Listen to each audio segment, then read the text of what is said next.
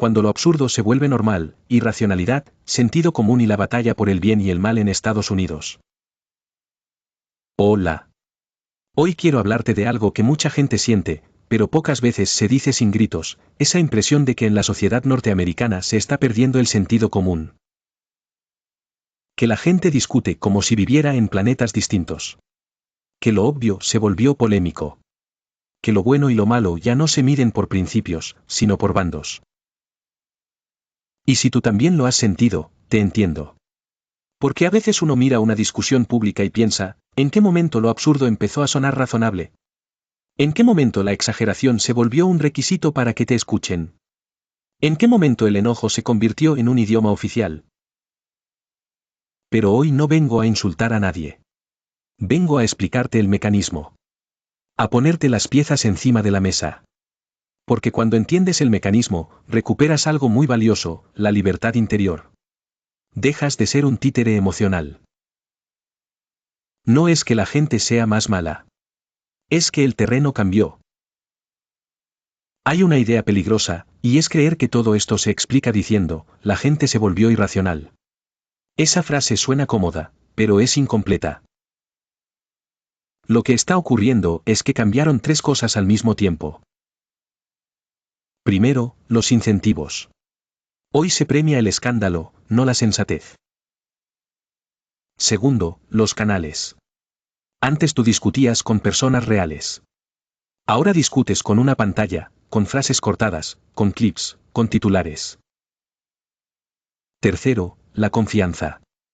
Muchas instituciones que funcionaban como árbitros medios, universidades, gobierno, iglesia, tribunales perdieron credibilidad para enormes sectores de la población. Y cuando se pierde el árbitro, cada equipo empieza a inventar sus reglas. Esa combinación convierte el país en una fábrica de confusión. La fatiga y el estrés hacen que el cerebro cambie de modo.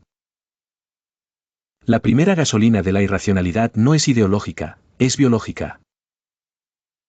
Cuando una sociedad vive bajo estrés constante por dinero, por vivienda, por salud, por deudas, por inseguridad de futuro, el cerebro se adapta. Y esa adaptación no siempre es bonita. Bajo estrés crónico, la mente hace tres cosas: busca pertenecer a un grupo como sea, detecta amenazas donde antes veía diferencias, prefiere explicaciones simples aunque sean falsas. Y esto no es teoría abstracta. En Estados Unidos hay señales claras de presión económica y psicológica, reportes recientes sobre deuda de los hogares muestran niveles muy altos y crecimiento notable de tarjetas de crédito. Y al mismo tiempo hay informes sobre vivienda que describen costos que han dejado fuera a millones, con cargas de alquiler que ahogan a muchos trabajadores. Ahora, no se trata de decir todo es economía. Se trata de entender que la economía puede ser el clima emocional de una nación. Y cuando el clima emocional es de ansiedad, la sociedad se vuelve más reactiva, más impulsiva y más susceptible a discursos extremos. La política dejó de ser administración. Se volvió identidad y guerra moral. Mira esta escena, una persona habla de política y termina agotada, enojada, drenada. No por un tema técnico, sino por la sensación de amenaza. Eso no es normal para una democracia sana. Encuestas recientes muestran que una gran parte de los estadounidenses describen la política con palabras negativas, y muchos dicen sentirse exhaustos o enojados al pensar en ella. ¿Y por qué ocurre? Porque la política se transformó en algo más profundo que quien administra mejor. Se transformó en una batalla para decidir. ¿Quién es decente? ¿Quién es peligroso? ¿Quién merece respeto? ¿Y quién debe ser expulsado moralmente de la sociedad? Cuando el debate se vuelve moral, el desacuerdo se vuelve pecado. Y ahí aparece la lógica tribal: si no piensas como yo, no es que te equivoques, es que eres malo. Ese salto del error al pecado es una de las causas principales de la irracionalidad actual. El algoritmo no premia la verdad. Premia la emoción. Aquí entra el actor silencioso, las redes sociales. Las plataformas modernas funcionan con una regla simple: lo que genera más interacción, se muestra más. Y lo que genera más interacción casi nunca es lo más sensato. Es lo más emocional. Hay estudios que señalan que los sistemas basados en engagement tienden a amplificar contenido cargado de ira y hostilidad hacia el otro bando, porque eso engancha más. Y esto produce un efecto devastador. La persona moderada se vuelve invisible. La persona prudente suena aburrida. El que grita, reina. El que simplifica, gana. El que humilla, se viraliza. Entonces, el espacio público se llena de personajes.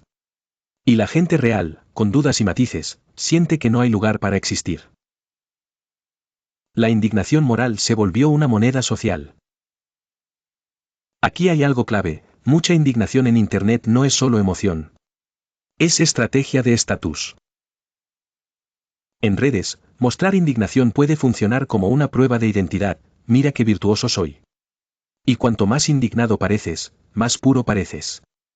Esa dinámica no nace de la maldad, nace de la recompensa. Investigaciones sobre Outreach muestran que el feedback social likes, apoyo del grupo puede aumentar la probabilidad de que la gente exprese indignación una y otra vez. Es decir, la indignación aprende. Se entrena. Y aquí aparece el absurdo, el objetivo ya no es resolver un problema. El objetivo es exhibir superioridad moral. Por eso ves discusiones que deberían terminar en acuerdos simples, convertidas en linchamientos simbólicos. Misinformación y escándalo, la mezcla perfecta. Ahora sube un nivel. La desinformación no se propaga solo por ignorancia. Se propaga porque sabe tocar las teclas emocionales.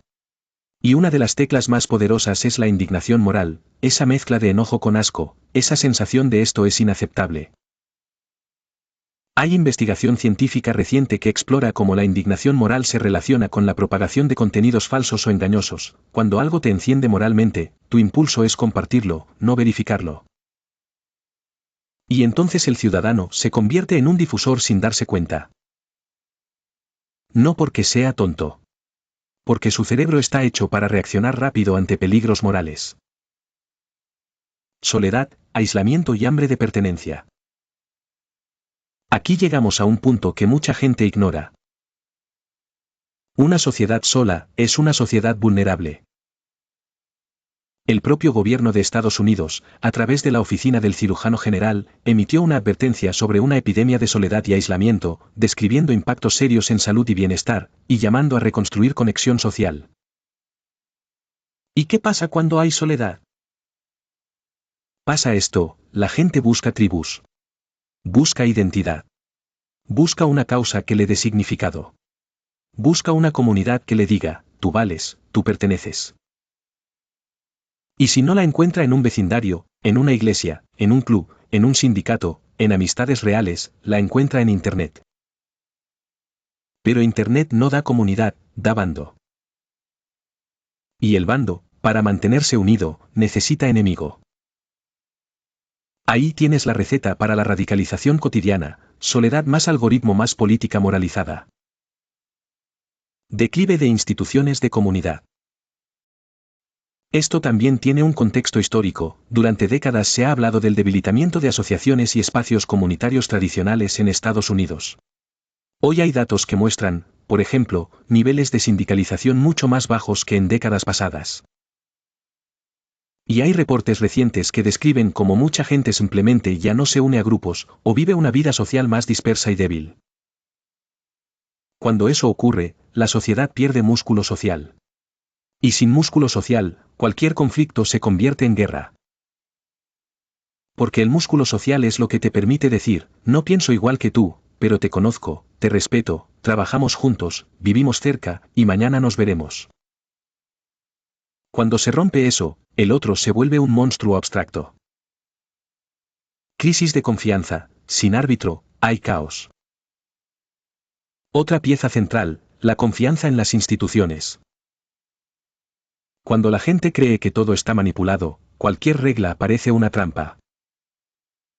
Y en Estados Unidos hay mediciones recientes que muestran niveles muy bajos y polarizados de confianza en instituciones, con diferencias grandes según el partido. ¿Resultado?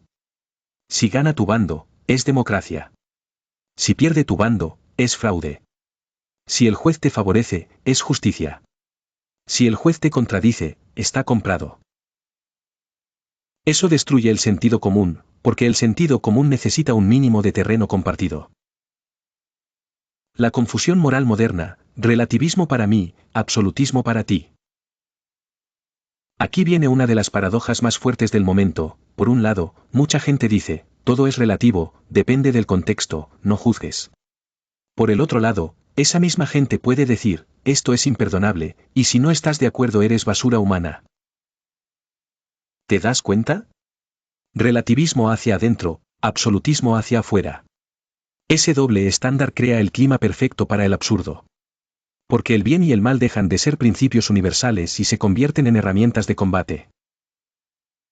Y así aparece la moral como arma, no se usa para mejorar. Se usa para destruir al enemigo. ¿Cómo se ve esto en la vida diaria? Ahora quiero bajarlo al suelo. Porque esto no es solo Twitter o política. Esto se ve en la familia. Conversaciones donde antes había cariño, ahora hay minas.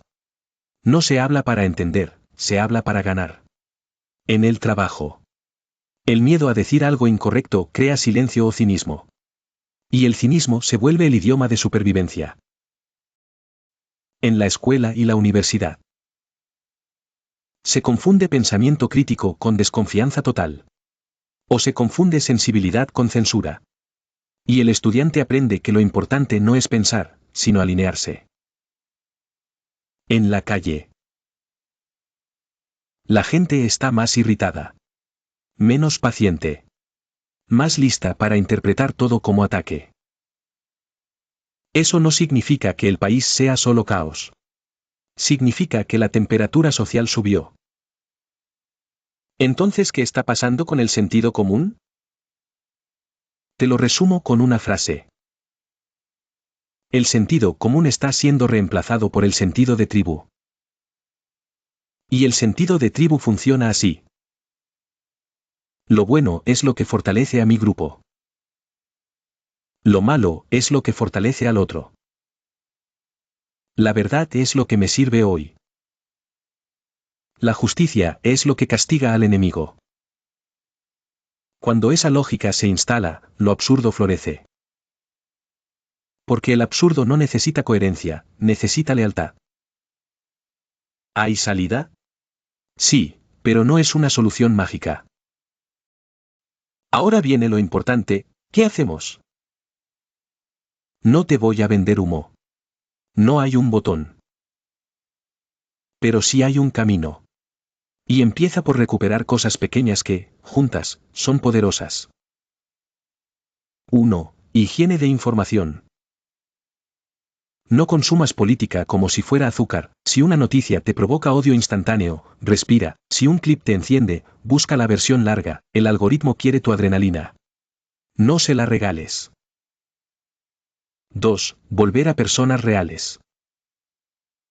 Nada cura la polarización como hablar con alguien real, cara a cara, con historia, con matices. La caricatura vive en Internet. La humanidad vive en la calle. 3. Reglas simples para no ser manipulado. Aquí van 3 reglas. Si una idea te hace odiar a millones de personas que no conoces, probablemente te está usando. Si un líder te pide que rompas con tu familia por política, no te está liberando, te está secuestrando. Si alguien te dice solo hay 2 opciones, o estás conmigo o eres enemigo, desconfía. Esa frase es el pasaporte a la locura colectiva. 4. Reconstruir comunidad. No hace falta fundar un partido. Basta con reconstruir vida social, ayudar en una organización local, conocer vecinos, participar en actividades, crear rutinas de encuentro. Suena pequeño. Pero es enorme.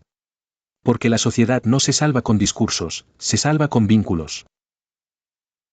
Y esto conecta con lo que plantea la advertencia sobre soledad. Una sociedad más conectada es una sociedad más resistente. 5. Volver a principios básicos. El bien y el mal no pueden depender de la tribu. El bien básico es decir la verdad aunque cueste. No humillar al débil. No justificar la violencia. No mentir para ganar. Tratar al otro como humano aunque te contradiga. Eso no es ideología. Es civilización. El país no está condenado. Pero sí está siendo probado. Yo no creo que Estados Unidos sea un experimento fallido. Creo que está en una prueba histórica, una sociedad con abundancia tecnológica, pero con vínculos débiles, con libertad de expresión, pero con adicción al escándalo, con diversidad enorme, pero con confianza rota. Y en esa prueba, cada persona tiene una responsabilidad pequeña pero real. No ser un soldado del algoritmo. No ser un esclavo de la indignación. No convertir diferencias en demonios. Porque cuando tú conservas tu sentido común, tú te vuelves una especie de ancla en medio del ruido. Y si suficientes personas hacen eso, el absurdo deja de ser la norma. Gracias por ver. Si les gustó el vídeo, denle like y suscríbanse. Nos vemos pronto.